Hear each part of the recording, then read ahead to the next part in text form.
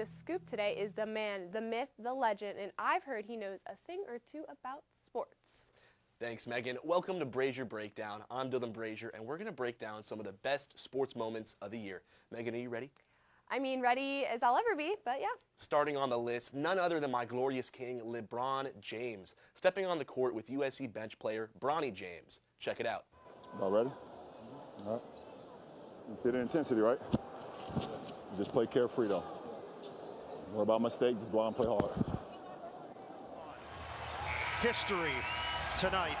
The first father-son duo to play together in an NBA game.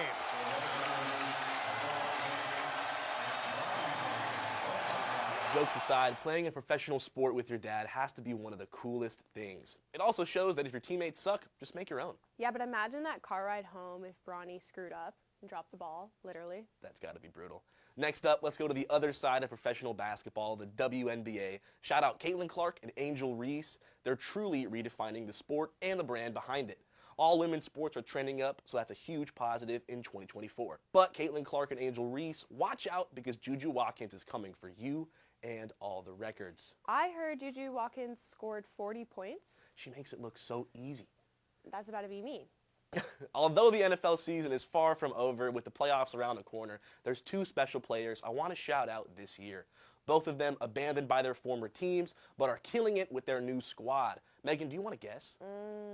Marshawn Lynch, Braxton Berrios, Peyton Manning. Some of them are retired, but you're close. I'm thinking of USC legend Sam Darnold and future MVP Saquon Barkley. Starting with Sam, he's on his fourth team. Everyone forgot about him, and boom, he's lighting it up with the Vikings. Just in the last 3 games, he's had 820 total yards, 7 touchdowns, 0 interceptions. Now the Vikings are second in the NFC. Honestly, that's a whole lot of numbers without no Super Bowl ring. Hey, the season's far from over. But moving on to Saquon Barkley, the man is a freak. Put the whole team on his back, no problem. He should get the MVP, but if you disagree, watch this. 3rd and 6 for Philadelphia. Hurts has time. Now locates Barkley out of the backfield. Barkley slips 2 tackles and picks up the first down, jumping up in the air to the 30. A gain of 14 for Barkley. He made up the reverse hurdle. Can a player do a reverse hurdle? I feel like if someone did that, they would have gotten in trouble. But I don't understand why they don't just stand in a circle and hold the ball close together. You know, they tried that. That didn't work. Oh. But Josh Allen caught his own touchdown pass and got engaged to Haley Steinfeld, so let's vote him for MVP instead, I guess. We'll let that slide, I guess. This honestly reminds me so much of that movie with The Rock, Game Plan, where he's like an NFL star and his daughter shows up at his doorstep, ballet, true cinema, anyway. Yeah, I mean, football. Football. Moving on, we have to include the Olympic performances from Stephen Curry and Simone Biles. Steph finally got his gold medal, and Biles came back from mental health issues to break records this past summer in Paris. I honestly can't even imagine the stress of having to break your own records over and over and just feeling like you can never outdo yourself. Yeah, honestly, the greatest of all time. But finally, I have to include the Dodgers winning the World Series.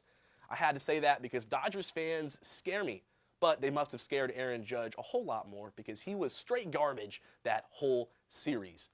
But Megan, USC just played their last regular season game against Notre Dame. Did you go?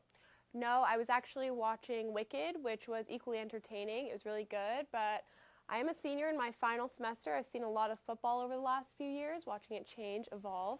Well, you didn't miss much this last weekend with a loss, but what have you noticed your time at USC? I've noticed that we've gotten definitely better, but when I first got to USC, there was so much talk that we were like this wonderful team, and we just kept losing, and it reminded me a lot of my high school, how we kept losing as well. Well, things should be looking up for the Trojans. As of yesterday was the early signing period, and with that, they signed about 21 players, and they're 4th in the Big Ten, 14th nationally ranked, and they also signed 5-star defensive lineman Jakeem Stewart, all supposed to coming to campus next year, hopefully making a big splash on campus, but they're not going to be here to see I won't that. be there.